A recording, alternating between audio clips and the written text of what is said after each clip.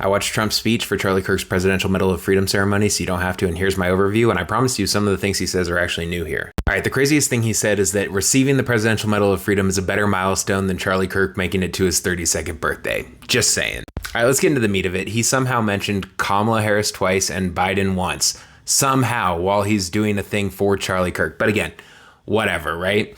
So he starts off by bragging about the new Rose Garden, and he says that this is the first event that they're having in the new Rose Garden, and that he was hopeful that it would be done for this event. Trump says today was supposed to be rainy and cloudy, but God didn't want that for Charlie, so apparently God just made it a nice sunny day. And then he said that Charlie Kirk didn't like losing, and he didn't like his enemies that he fought. Later, his wife will say that he prayed for his enemies, so Trump didn't know the man at all. He also doesn't know how to say posthumously, because he says posthumously, hilarious. Again, we're talking about Charlie Kirk here. He says that we have $18 trillion in investment in the United States. Now, if you've watched me for any amount of time, you know that I have no purpose in going any further into that. He says that literally no one entered our country illegally for the past 4 months. And then he says that Charlie Kirk would have been 32 this year. I'm just going to remind you, I'm going to be 34 this year. That man did not look good for his age. He's talking about Charlie's wife, and he says that beauty and brains very rarely go together, but for her, they did. He's saying that if you're a pretty lady, he thinks you're dumb.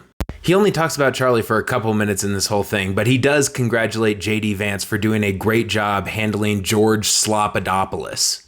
This one is hilarious given the implications and how much he is pushing back against it. He says that had Charlie been here to fight the radical left Democrats, he would have had a march on the Capitol with 20-somethings.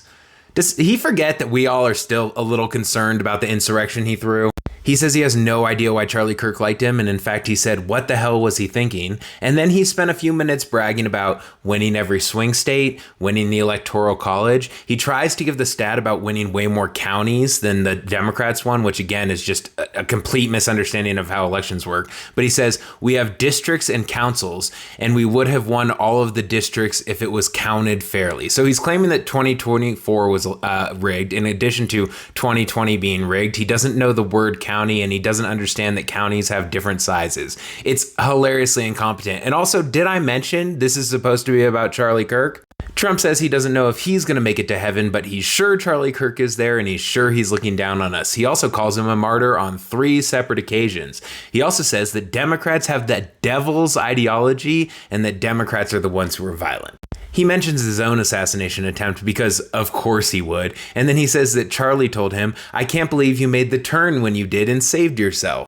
He says we must have no tolerance for radical left extremists. He says that he just dropped $60 million on protecting Supreme Court justices. And then he says that 4,000 people have been murdered in Chicago in a very short period of time.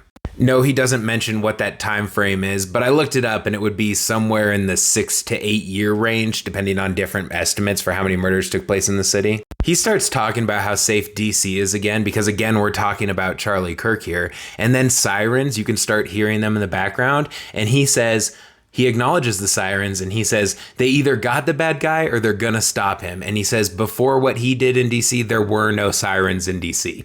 I think Big Balls would disagree with that. Also regarding the sirens, he says those are the real deal sirens. They're not politically correct sirens. What is a politically correct siren? Please, if a MAGA has made it this far, I'm not even that far in considering how long my videos are. If a MAGA has somehow made it this far, please explain to me what a politically correct siren is. He also says that the FBI has been in Chicago for 6 months. The FBI has had a standing field office in Chicago since 1908. He says left-wing terrorists are a real threat, but not really because they are cowards, and when you confront them, they immediately fold.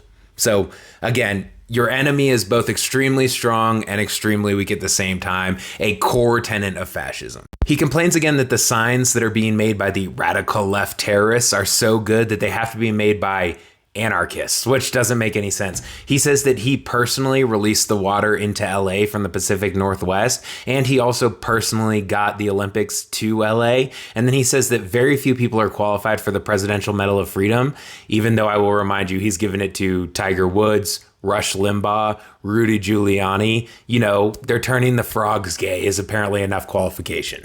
And then Charlie's wife spoke, and she didn't really say anything of real consequence, but she said that he was free from compromise. He was unable to compromise at all. She said that Charlie didn't desire to be the center of attention. I'm sure that's why he set himself up on campuses with a bunch of loudspeakers and surrounded himself with students. Didn't want to be the center of attention at all. She says she loves his birthday because it was the day that God couldn't wait any longer for him to be here, I guess.